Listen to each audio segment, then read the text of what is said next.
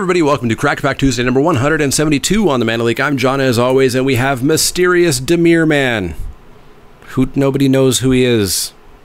So that's still kind of weird. Anyways, this is Crack Pack Tuesday, so we're going to crack this pack open, see what's in it, and see what we would take pack one, pick one if this was a draft. This is a sponsored Crack a Pack. If you go over to patreon.com/manleek and sign up at the $5 level and or above, nobody's stopping you. You can do $7,000 a month if you want to. I would appreciate it. You can get entered to get all the cards from the pack each week, or none of the cards, or some of the cards, or whatever you happen to want. This week, it's going to Squeaky El Lobo. So Squeaky El Lobo gets all the cards, some of the cards, whatever cards they happen to want. But let's crack this pack and see what we got. Up first, we've got ourselves a Goblin Locksmith. 1 and a red for a 2/1. Creature Goblin Rogue. Whenever Goblin Locksmith attacks, creatures with Defender can't block this turn.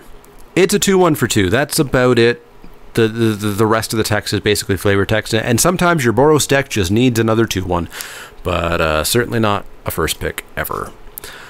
Up next is Lead of Guardian. Lead of Guardian is 3 and a white for a creature human knight. It's a 2/4 and it's got Convoke, which means you can get your vanilla 2/4 for cheaper, I guess, if you want. Lead of Guardian just isn't very good. It just doesn't do anything. There's creatures in this set that do stuff, and this doesn't. So not a first pick, and not even a card that I would ever really want to play in any deck. Unexplained Disappearance is up next. Unexplained Disappearance is 1 and a blue for an instant. Return target creature to its owner's hand. Surveil 1. I gushed over this card last week. It's super, super, super good. I want to draft every copy of this that I ever see. It's just fantastic. Bouncing at instant speed for relatively cheap, plus getting Surveil is huge. And this card has versatility. Typically, the best cards in Limited will have versatility. They can be used in different ways. You are going to bounce your opponent's creature with this 9 times out of 10. And it's going to be fine. It's going to be good. Sometimes you get to bounce a token, which means you get to kill it. Sometimes you get to bounce a creature that has an enchantment on it, which means you kill the enchantment. Sometimes you bounce your own creature, saving it from removal or from combat or from a surprise combat trick, etc. There's so much you can do with this card. It's so good. First pick for me for right now. Let's see if it stays there. Up next is Never Happened. Up next is Crushing Canopy. Crushing Canopy is 2 and a green for an instant. Choose 1. To destroy target creature with flying or destroy target enchantment. It's a fine sideboard card. You should never really main deck this. If you are massively weak to flyers, and I think if you're in best of 1 on Arena, maybe you can play this card in the main deck, but otherwise I don't think you bother wasting a card slot on this deck. But if you're against some flyers, if you're against some really problematic flyers or some enchantments, then certainly side this in, but that's about all there is for Crushing Canopy. Up next is Golgari Locket. Talked about these last week. 3 generic mana for an artifact. Tap, add black or green. Pay Golgari, Golgari, Golgari, Golgari. Tap it, sack it to draw 2 cards. These are not good. These are nigh on unplayable. There's no reason to play these. I love when I see my opponent take an entire turn off to cast a land.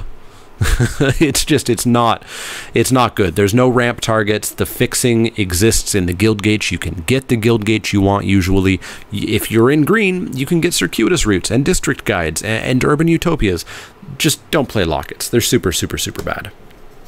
Up next is Maniacal Rage. We're in a print run. I remember seeing Crushing Canopy followed by Locket followed by Maniacal Rage last week. Maniacal Rage is 1 and a red for an enchantment aura. Enchant creature. Enchanted creature gets +2/+2 and can't block. It's fine. It's good. In Boros, this does some serious work. In Arena, this does some serious work where you can definitely cheese out wins by just playing a whole bunch of auras on a whole bunch of little creatures.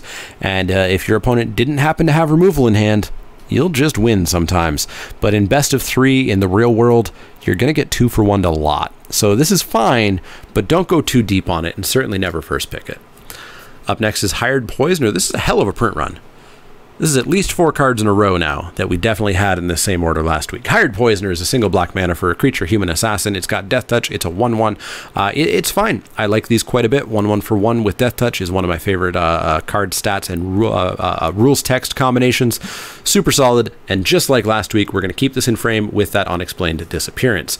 And just like last week, it's followed by a Vernati Shieldmate. Vernati Shieldmate is 1 and a Selesnya for a creature, human soldier. It's got Vigilance and it's a 2/2. It's an upside bear. It's fine.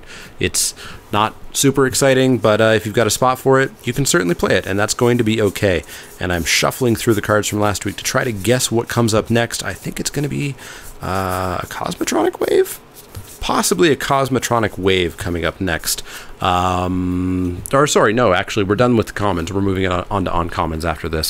So yeah, Vernati Shieldmate, not a first pick. Oh no, Hypothesizzle. Did we talk about Hypothesizzle last week? Let me quickly check. We did talk about Hypothesizzle last week. Hypothesizzle's great. It's super solid. It's going to hang out in frame. It's 3 blue-red for an instant. You draw 2 cards, and then you discard a card, or discard a non-land card. And if you do that, you get to deal 4 damage to a creature. It's super solid. Loves this card. Other blue decks and or red decks can splash for this card, and it's going to be totally solid. It's just a solid card. Certainly a possible first pick. I feel like we might have just spoiled what that card was at the bottom there. Golgari Raiders is 3 and a green for a creature elf warrior at uncommon. It's a 0/0 with haste. It's got undergrowth. It enters with X +1/+1 counters on it, where X is the number of creatures in your graveyard. I don't like it. It's not good. You have to get so many creatures down into the graveyard for this to be good, and how are you even doing that in Golgari? I don't like Golgari Raiders. Not playing them, not first picking them. Lava Coil, well, that's going to just blow up all these cards sitting here. Goodbye to them. Lava Coil is 1 and a red for a sorcery. Lava Coil deals 4 damage to target creature. If that creature would die this turn, exile it instead. It's amazing removal. It's not instant speed. That's about the only strike against this card, and it's not that big of a deal. It kills City Watch Sphinx and exiles City Watch Sphinx, so they don't even get the Surveil. This card's fantastic. It's a super massive strong first pick. There's not much that's going to beat this card. Enhanced Surveillance certainly will not. 1 and a blue for an instant. You may look at an additional 2 cards each time you surveil. I don't think I've ever read this card before. Exile Enhanced Surveillance. Shuffle your graveyard into your library. I've seen people go off with this, and boy, it feels like cheating. But they also played a card that doesn't really do anything, and they took a turn or part of a turn to cast it. So I don't really ever want to go deep on this. Surveil is a fantastic, amazing mechanic as it is. It doesn't need this card to make it any better, so I wouldn't waste my time with that. Finally, we got Ral. Is it Viceroy? Ral is 3 blue red for a legendary planeswalker. Ral, his +1. Yeah, we're just going to have to make it this way so that I can read it. His +1 is look at the top 2 cards of your library. Put one of them into your hand and the other into your graveyard. -3, Ral Is It Viceroy deals damage to target creature equal to the total number of instant and sorcery cards you own in exile and in your graveyard. -8, you get an emblem with, whenever you cast an instant or sorcery spell, this emblem deals 4 damage to any target, and you draw 2 cards. So basically, you're going to win the game at some point. Ral's really good. Ral is really good. In Limited, Ral is probably better than Vraska. +1 is fantastic card advantage. You just get to take 1 of 2 cards off the top. The other goes to your graveyard. That's a great way to throw lands away. That's a great way to throw instants and sorceries that aren't going to do you much work, but are going to pump his -3 ability. It's a great way to dump jumpstart spells so that you can just recast them anyways. Great +1. -3, hopefully you've got at least, what, 2 or 3 instants and sorceries in the graveyard, at which point he lightning bolts. That kills a lot of creatures in the format, a majority of the creatures in the format. 4 spells, and you've got yourself a Lava Coil, which, by the way, is not going to hang out in frame anymore, because our discussion's basically over.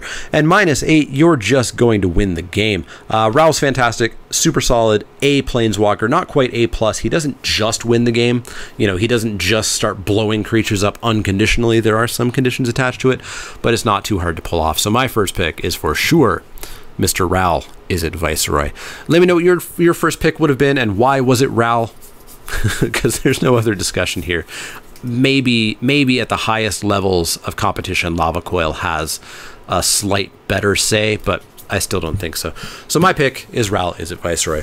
As always, if you have any questions, comments, or suggestions, you can find me on Twitter at @TheManaLeek. That's L-E-E-K, like the vegetable, not the card. You can also find me at Facebook.com/TheManaLeek, Twitch.tv/TheManaLeek, and Patreon.com/TheManaLeek. If you like the content, click that thumbs up button. Click subscribe if you want to see more. And if you do have those questions, those comments, or those suggestions, you let me know. Otherwise, see you all next time.